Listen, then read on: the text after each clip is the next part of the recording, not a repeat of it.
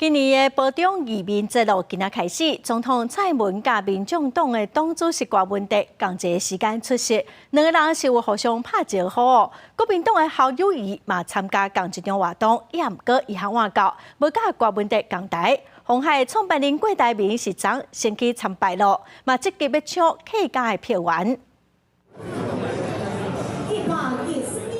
徛远远热手小照门，总统蔡英文甲民众党总统参选人郭文哲罕见共台，共场出席2023保中庭移民节活动，暗过两个人无讲话。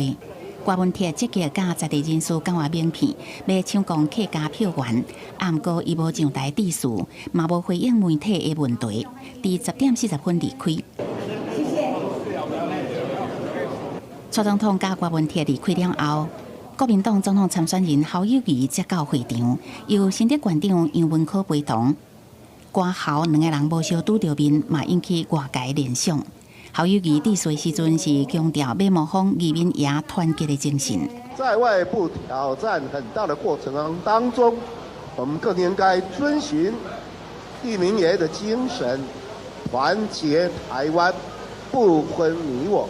我10年来就是要 学习客家人的文化、拼斗的精神，我一定要拼斗到让中华民国能够赢回来。鸿海创办人郭台铭是选伫初三先来参拜，嘛用客家话甲乡亲博感情。提出国民党的苗栗县前县长徐耀昌嘛陪同，要带郭台铭侵入客家票仓。也是副总统赖清德初4是出席10大杰出公布记者会。除了让 年轻人可以开拓视野，也让国际社会看见了台湾，这非常了不起。赖清德得到提名了后，嘛积极到桃园新竹拜访，搁过来练客家语，要强化在地组织。